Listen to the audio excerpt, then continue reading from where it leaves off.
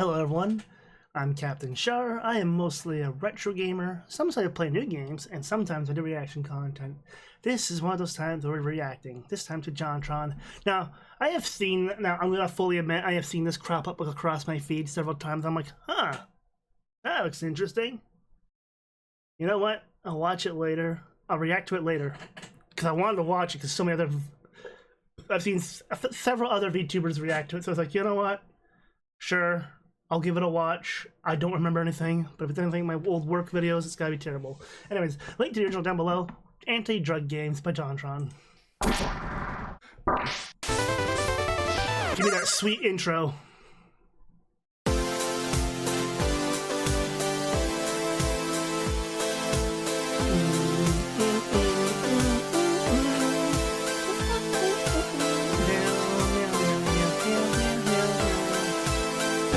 JonTron.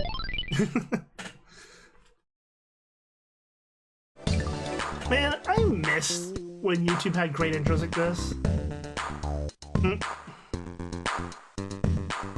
Wally Bear and a no game. What? What the hell? Jacques, you think something off there? You missing something? Elf. No, you're right. It's probably okay.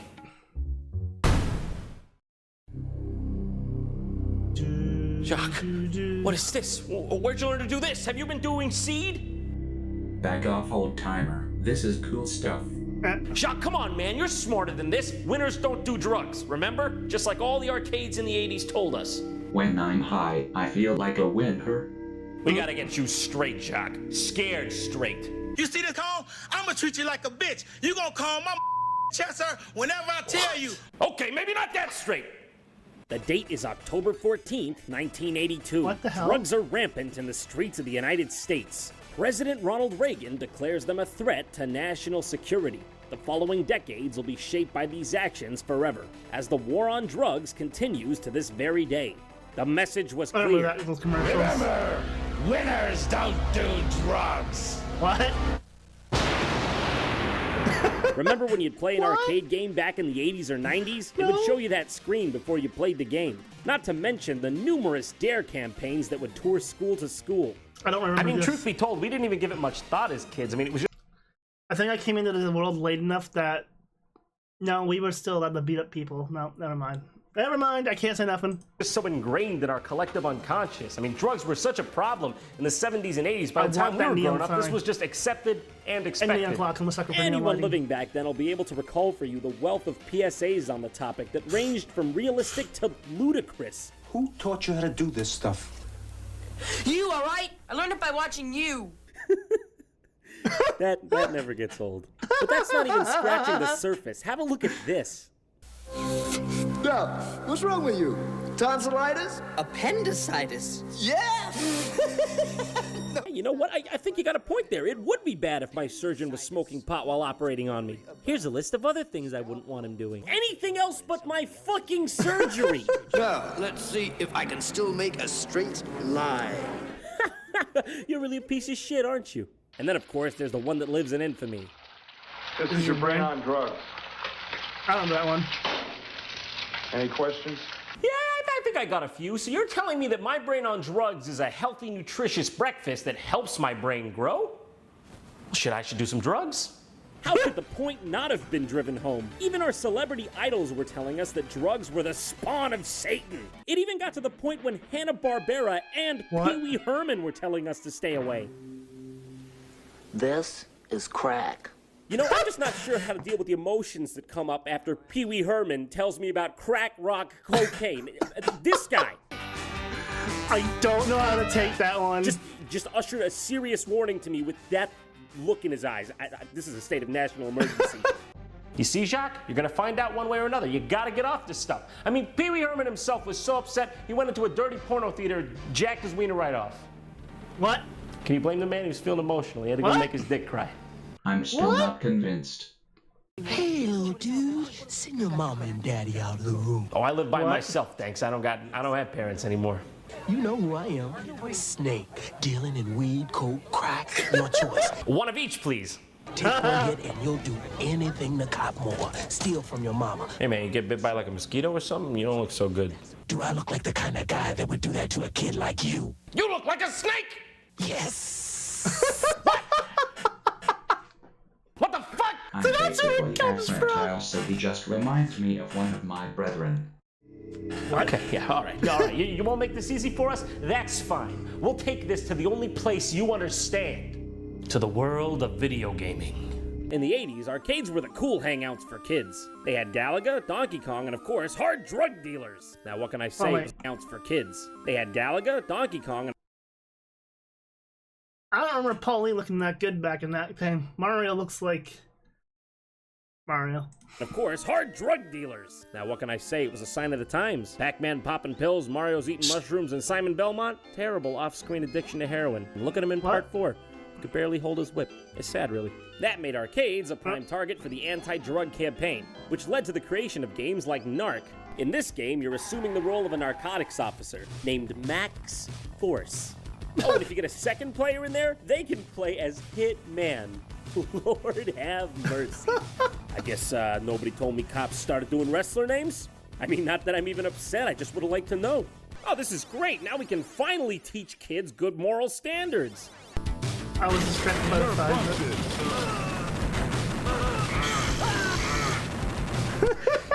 This would have put a tear in old Ronnie Reagan's eye. Well, all right, maybe those guys were just resisting arrest, you know? I mean, they had to be dealt with. After all, we're just going in there with enough firepower to protect ourselves. We're using lasers. Okay. Not even once. Okay. That was amazing. Well, to be honest, I guess they were just trying to portray with utmost realism how we handle drug offenders in this country. I just noticed that wall in the background is made out of wall doors. Cocaine is really popular with the same guy. Is that a clown? Too little, too late, talking leg. I'll be able to put an end to this drug ring once I figure out how to drive a stick. How's a clutch work again? Finally, you get to the game's antagonist, Mr. Big, who's apparently a real good Tokyo drifter over here. He's got a picture of himself labeled me. Now, there's so many things wrong with this, I don't even know where to begin. What the hell? What? 10. What the hell?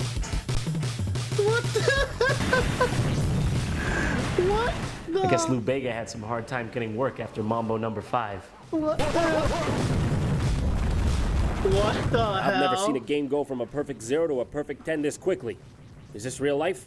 Jacques, I'm not going to sugarcoat this for you. You got to get with it. Got to get clean. And to show you the light of the sober individual, we're going to have to take the most extreme measure possible. Playing Wally Bear in the No Game. Under no circumstances would I do this otherwise. Because it's basically akin to torture. This is madness. Why is that bear not wearing a helmet on his skateboard? That's besides the point, Jock. This is officially your intervention. Welcome to Wally Bear and the No Game. It had a Blockbuster sticker on it. The cartridge is kind of weird because it's not officially licensed by Nintendo.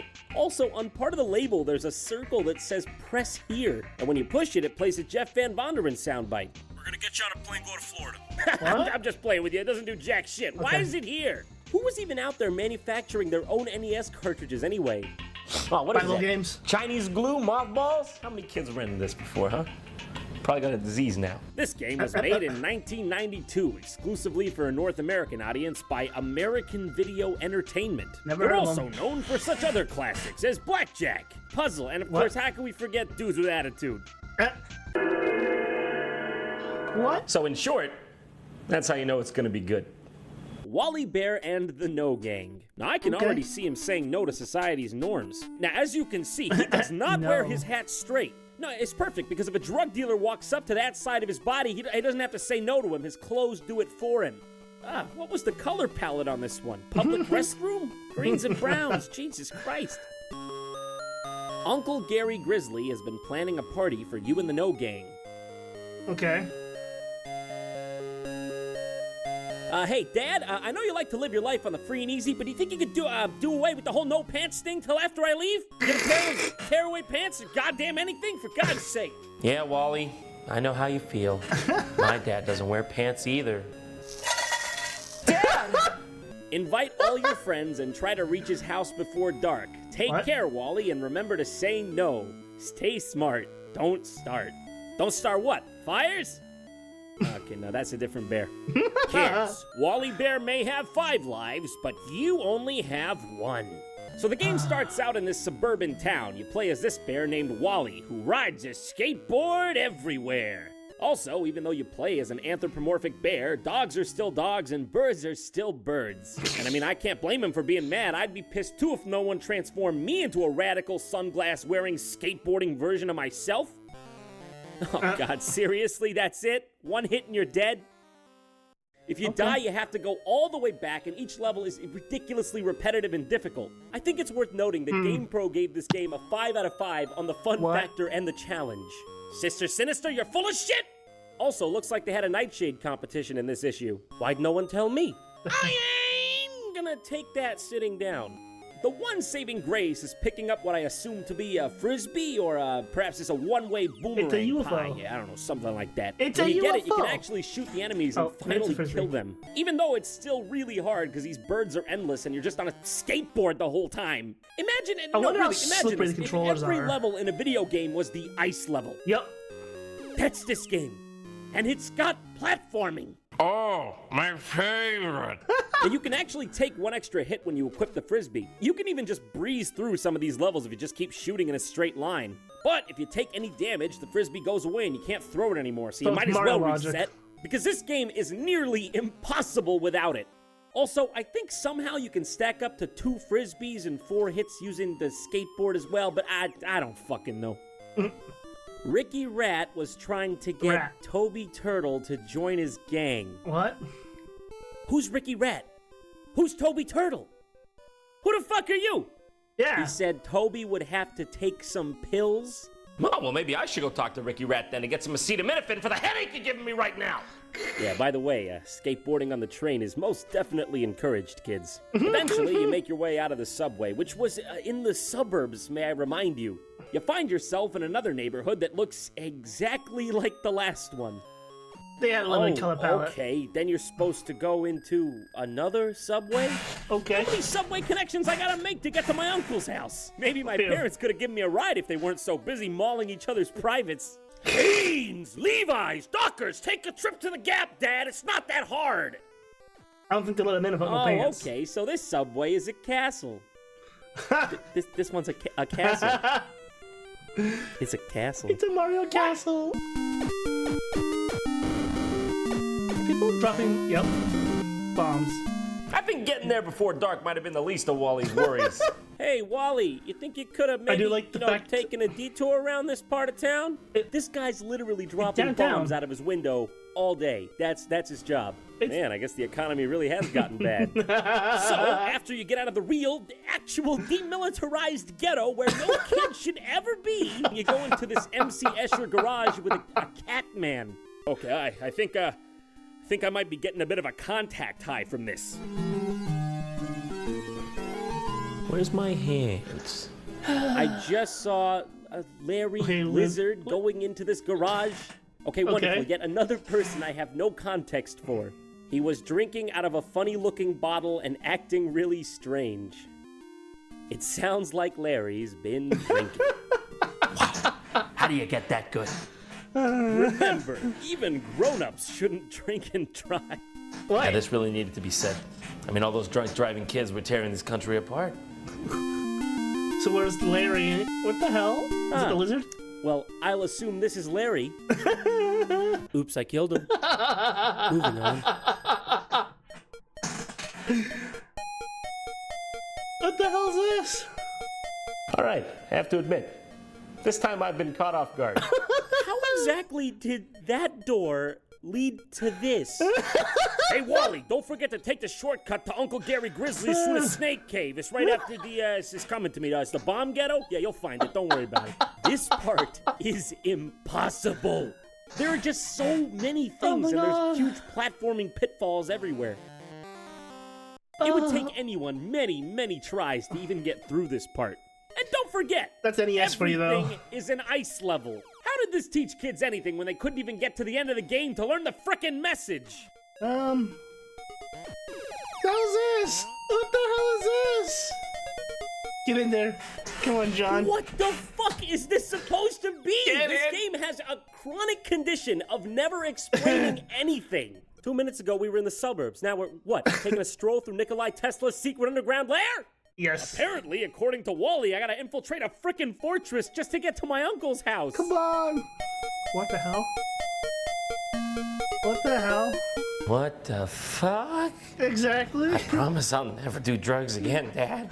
By the way, this is literally the only room in the entire game that's like this. It's so out of place. Frickin' Plato's up here hucking loogies down at me while I'm trying to balance the top pillars on a fucking skateboard. Ladies and gentlemen, this is art. There's a million doors here, and there's only one of them that leads to the way out. To get past this part, you just gotta keep relentlessly scaling the castle and trying doors until you find the right one. Come on, come on, come on, yes! Oh, finally! Watch out for a man giving away candy. Really? Are you aware that our city has an underground demon fortress in it? And apparently the subway just passes right through that shit. Give me the man. Give me the man right now. I'll take fucking candy right off his hands. It's amazing compared to what I just been through. Oh, okay, yeah, that's fine. Let's just resume then, huh? Back to business as usual, just trying to play it cool after the shit I've seen. Just gonna keep this secret nice and tucked away in my reminds me soul of Back to the until it Future 2 burns on a hole NES, through too. it. This must be what Buzz Aldrin felt like when he got back from the moon. Wait, this? I gotta go in there? What is this, a crack den? I thought I was supposed to be getting off drugs. This house's windows are broken. It doesn't even look like anyone's inhabited it for years. Also, the neighboring house is just completely blown up. Just blown half up. All right, here goes nothing. Is that the end? Please be the end. What the hell? Is that my uncle? Is this my uncle? Your uncle lives in a Oh, bomb. nothing wrong here. Just my uncle happens to live in Mad Max, and no one thought it was appropriate to tell me. So He also tell me, has no pants. what's this award here on your shelf for? For staying alive this long? And I'm not even going to comment on your pants situation because the squalor you live in is astounding. Does anyone know you live here? Do you get running water and electricity? Can you even afford pants? Well, what do you mean, new friend? What? I didn't bring a friend. What that mean he's talking about? Am I the new friend? I'm confused. I didn't ask for this. Well, that's it? What? That's the whole party? Just this one slide where it looks like my face had an arrangement with the pavement? Oh, I'm restless. I can't deal. I gotta relax. Then get ganja with the wind. That wasn't even funny. Alright, screw it. Give me a toke. Didn't. Calling the kettle black. If I ever thought of saying I misrepresented myself. Away from me. You're a coward and a liar and a thief. That guy went to the moon. Thanks for watching JonTron. And if you want to support the show, you can help us out by signing up for a free 30-day trial at audible.com at this link, audible.com/JonTron. If you sign up right now, you get a free audiobook and you can cancel anytime. My recommendation to you this month is Hitchhiker's Guide to the Galaxy, narrated by Stephen Fry. He's a funny motherfucker. I mean, this show is really expensive to make. This is a real Egyptian urn. Cost me $20,000. Came with Nefertiti's dead cat inside. Which I'm aware, by the way, that's a steal for the price. Don't forget to subscribe and follow me on Facebook and Twitter. If you want to watch more... I guess I should cover Titanic. My insides though from that. Link to the original will be down below, guys. That was good.